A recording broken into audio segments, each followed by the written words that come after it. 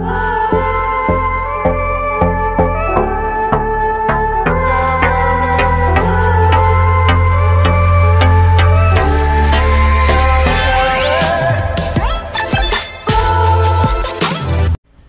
po sa inyong lahat. Ako po ulit si Fred. Gagawa po ulit ako ng video tungkol pa rin po sa sliding. Ito naman po yung part 2 kasi dito po ididetalye ko natin yung mga bawat pyesa kung bakit mas maire-recommend ko yung sliding na to. So, yun po ang gagawin natin ngayon. So, stay tuned lang po kayo para mapanood nyo po at maintindihan na mabuti. Bakit po ito ang maire-recommend ko?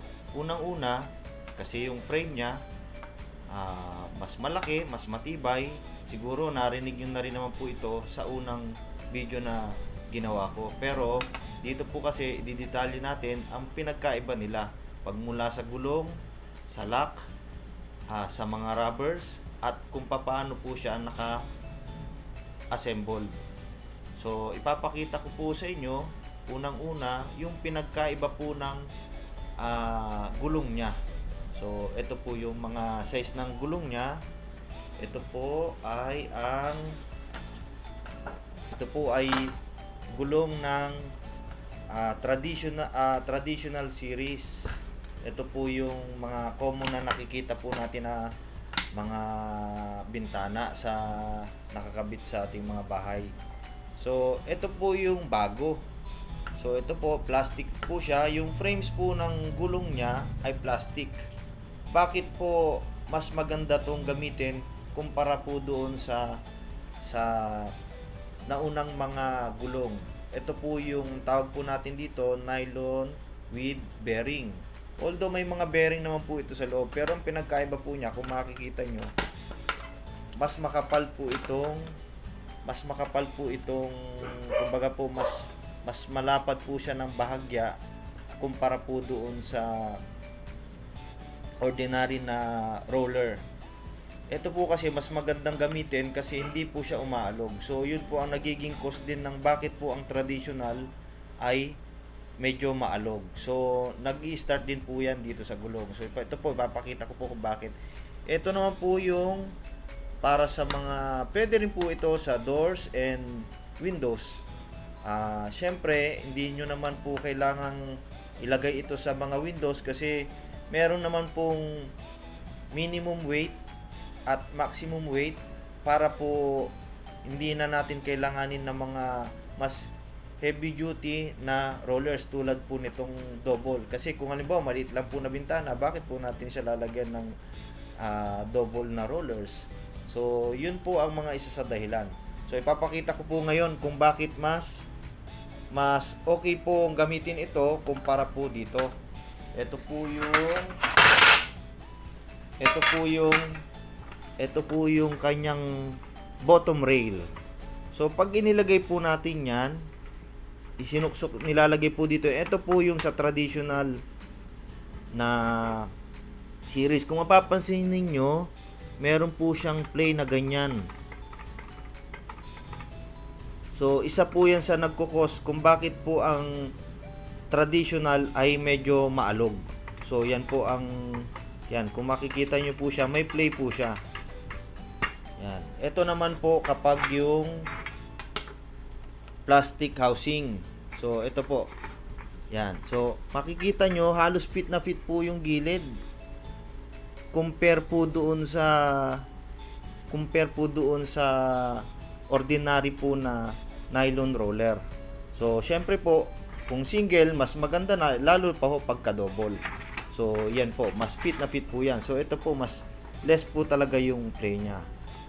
So isa po yan sa mga kailangan yung malaman para mas tumagal po yung mga sliding nyo kung traditional po ang inyong gagamitin. So next po ang explanation ko po rito kung bakit po isa sa mga dahilan kung bakit may alog po ang traditional gawa po ng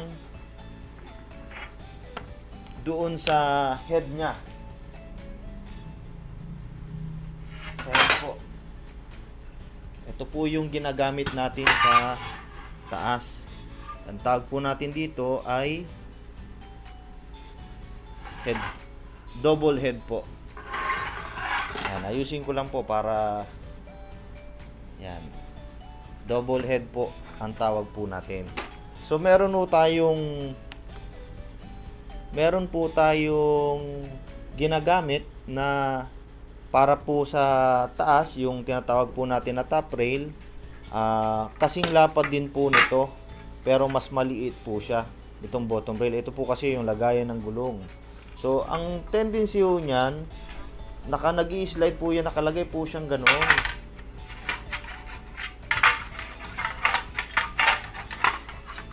Yan, nakalagay po siyang ganyan. So makikita nyo po yung play niya. Yung play niya medyo malaki po. So ang nangyayari kapag nag-i-slide po siya, ganun po yung magiging play niya. Ganyan po kalaki yung distance nung frames tsaka po nung panel. So yan po, hindi po ito lilinawin ko po, hindi po ito yung ginagamit sa hindi po ito yung top rail. Ito po yung bottom rail. Ginagamit po ito sa baba. Wala lang po tayong available na samples po ngayon. Pero ang konsepto po niya parang ganito rin po siya. So makikita nyo po kung gaano po siya kaluwag. Ngayon, ipapakita ko po sa inyo kung bakit mas nare-recommend ko po yung 900 series. Para malaman po ninyo kung ano po ang pinagkaiba nila.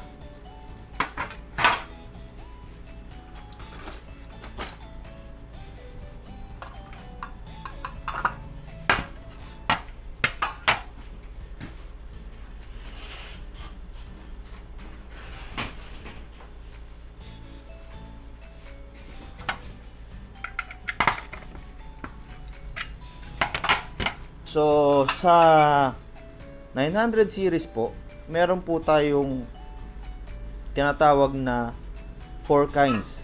Plastic po siya na nilalagay sa bawat dulo ng panel para less po yung vibrate. Ito po yung isa sa mga dahilan kung bakit mas na less po yung vibrate niya kumpara po dun sa traditional. So bakit ko po ito ang nire-recommend ako? Dahil unang-una, ito po, meron po siyang guide. So, yan, makikita nyo po. Ito pong plastic na to, inilalagay po siya dito sa may, tinatawag po natin, pinapasok po siya rito. Sakto po yan.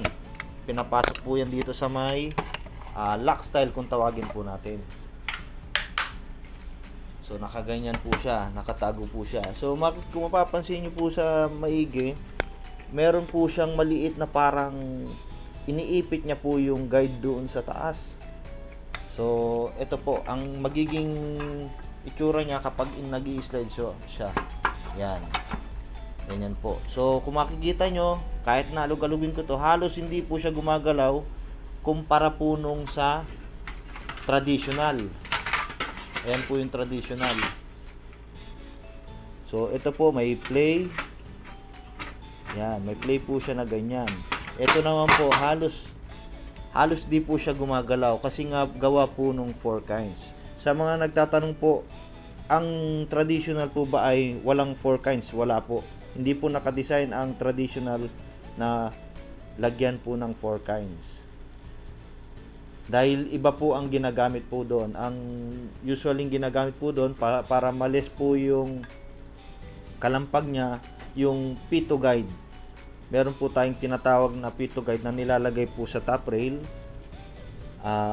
Yun po ang magliles po ng vibrate tsaka kalampag doon sa traditional. Pero syempre iba pa rin po yung kung bakit ko po inirekomenda itong 900 series, kasi ibang iba po talaga, ultimo po yung smooth nung pagka-slide niya. So isa ito sa mga hindi po nakakalam, sa mga hindi po installer or installer na hindi pa ho nakaka-encounter ng ganitong series, yun po ang pinagkaiba niya. So wala ho talaga siyang kumbaga halos maliit lang po yung play niya. Unlike po dito sa ano, yan po, makikita niyo po yung distansya niya. Siguro yung clearance po nito, siguro I think mga 1/4 po. So imagine niyo po yung 1/4 na thickness na distance dun sa aluminum na magpi-play po siya ng ganun, ng ganyan kalaki. So kung mapansin po natin bakit ang window nyo may play na ganun, yun po ang isa sa mga dahilan. Pangalawa po, yung klase ng gulong na isinalpak po sa mga window ninyo, sa sliding window ninyo. So yun po ang isa sa mga dahilan kung bakit highly recommended ko po itong 900 series. So next po yung jam nya. Meron po tayong tinatawag na double jam. Ito po yung itsura ng kanyang double jump. So kung mapapansin niyo, ang double jump po nito, meron po siyang rubber dito. Yung traditional po, wala. So pangalawa, compare naman po kay 798 series. Si 798 series po, wala naman din po itong palikpik na to. So meron po siyang advantage saka disadvantage po na kumpara po dun sa ibang series like kay 798. Si 798 po kasi mas mare-recommend po siya compare naman po kay traditional. Although mas maliit po siya ng konti yung mga frames niya compare po kay traditional. Pero compare naman po kay 900 series, syempre po mas iba pa rin po yung 900 series. So ito po yung isa sa mga dahilan din. Ito pong mga release na to matataas. So yan po yung isa sa mga kung bakit nire-recommend ko po. Yung traditional po kasi, ito lang po yung ano niya. Ito lang po, ayusin ko lang po Ito lang po yung release niya. Yan. Kung makikita niyo yung release niya. Yan. Ito po yung 900. Imagine niyo po kung gaano kataas yung difference niya. Ito naman po yung release ng traditional. So, marami pong nagtatanong sa akin, importante ba yung hamba? Para po sa akin, yung hamba, usually po kasi, nung wala po yung mga series na lumabas, ang usually kinakabit po natin, yung traditional. Ngayon, dahil para magmukha pong malaki, makapal po, tignan yung mga frames ng mga sliding window natin, kaya po tayo nagpapalagay ng hamba. Pero kung ako tatanungin nyo, parang ang purpose lang po ni hamba para magmukha lang siyang malaki. Pero hindi naman po siya kumbaga sa durability, para po sa akin wala naman po siyang epekto. Kumbaga maganda lang po siyang tingnan dahil malaki po yung frames niya. So yun po, bakit po tayo maglalagay pa po ng hamba kung malaki naman na po si 900 series, di ba po? So madodoble-doble lang po tayo ng gastos. Tsaka unang-una, pagdating po dun sa lock, ganito po yung ano ng lock nya. Yan, ikakabit ko lang po itong peg nya para makita nyo po maigi.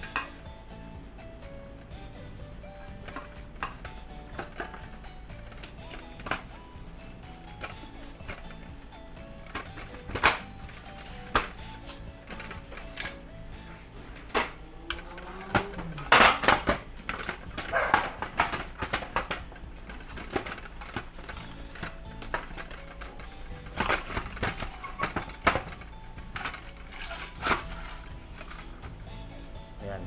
Ito po yung kanyang lock. So, pag kinuk niyo po siya, so automatic po yan. Hindi nyo na mabubuksan yan. Unless na lang po kailangan nyo siyang basagin. So, yung kanyang style, medyo same po siya ng 798. Yun nga lang po, malaki yung version to. Itong 900 series. wala po siyang palikpik compare po dun sa 798. So yun po ang isa sa mga dahilan kung bakit ang pinaka-importanting dahilan bakit po may mga kalampag po yung inyong sliding window. So ito po ma-recommend ko po sa inyo.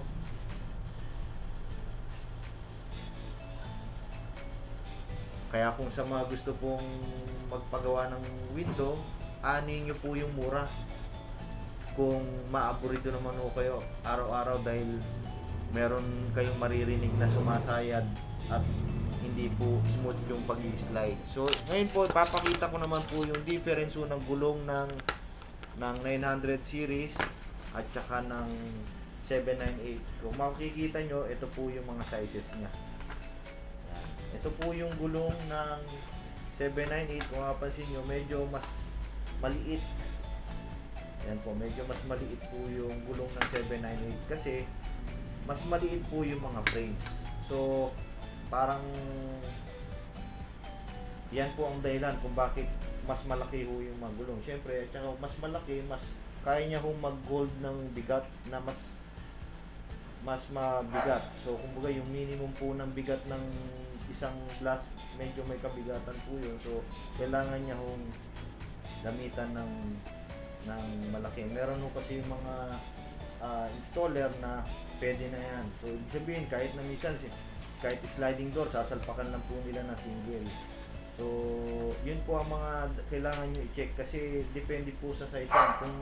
Kaya nga po meron nung ginawang double para po doon sa mabibigat na load, mabibigat na panel, kailangan po natin lagyan ng double para mas tumagal. Kasi sa katagalan kapag lagi syempre pag kakagamit po natin, pag single lang, persado po yung isang gulong. Unlike po pagka double, kahit paano kayang-kaya niya po yung bigat. So hindi po masyadong nabubugbog yung gulong. So ito naman po yung gulong ng traditional. So halos parehas po siya ng laki ng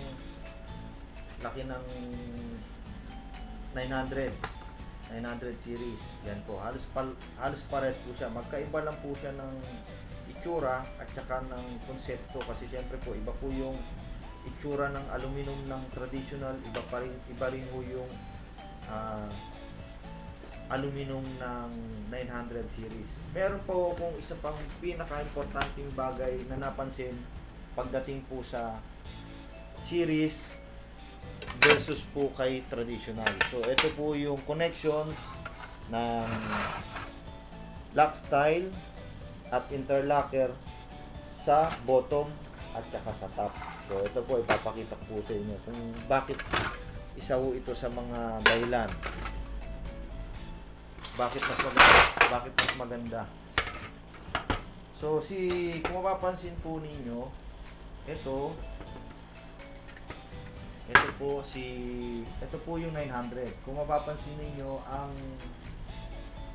900 series po, 798, 868, nakakaltas po ito. So ito pong bottom rail nakapasok po doon sa pinaka-lock style. Yung traditional po kasi, yung traditional po hanggang dito, itong bottom rail na to, tatanggalin ko lang po para makita ninyo.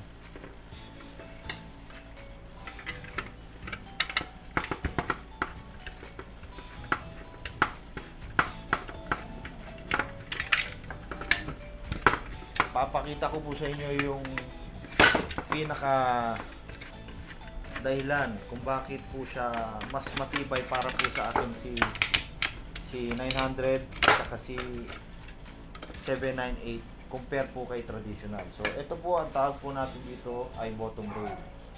So makikita ninyo, ito po yung nakalagay sa ibaba. Ito po yung nakalagay sa ibaba. So kung mapansin nyo, nakapasok po yan dito. Nakapasok po yan dito sa yan. Kung makikita nyo, may kaltas po yan ganyan at saka nakausli po siya na ganyan. So lahat po ng bigat sinasalo po nito ni interlocker at saka ni lock style. Kasi may tendency po na kay local po, kay traditional po kasi ito po parang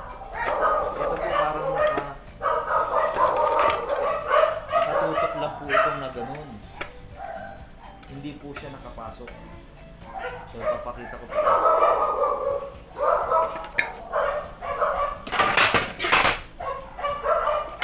So, ito po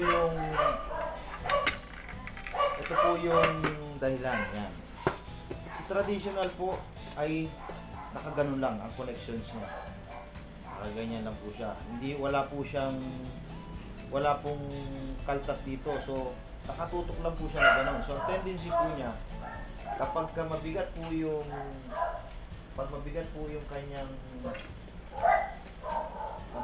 yung kanyang glass or malaki po yung panel, minsan po nangyayari na nawawala po sa align to. Minsan nakausli na siya na ganyan. So, ito po sumasayo na which is ang tamang pag-install po nito ay dapat pantay lang po itong interlocker or lock style dito sa pinakadulo ng bottom rail. So dapat po pantay lang yan kasi once po na bumaba yan, so may tendency na po nasasabit po ito. So yan po ang pinagkaiba ni traditional at ni 900 or 798 or 868. So, ito po, may mga kaltas po. Ito po si 900. Nakapasok po siya rito. So, ito po yung ano niya. Kung si traditional po, nakatutok lang po na ganon. Nakatukod lang po siya na ganon. May tendency po siyang mag-loose na ganyan. Ito naman po si 900 ay hindi po siya mag-loose doon sa pinaka-height niya.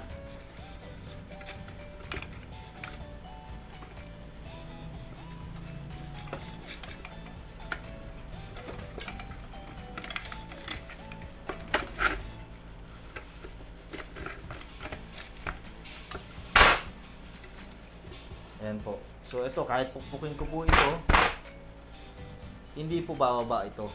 Hindi po aangat po ito. Kasi nakasagad na po siya doon. Unlike po kay traditional na once po na nagalaw po ito, may tendency na po na madiskaril po yung bottom rail niya doon sa kinakapitan niya na lock style at interlocker. So, yan po ang isa sa mga kailangan nyo pong malaman kasi meron pong nag-comment sa ginawa kong video na pumapabor pa rin po sila doon sa traditional. So, opinion ko lang naman din po itong mga tinuturo ko, sinishare ko.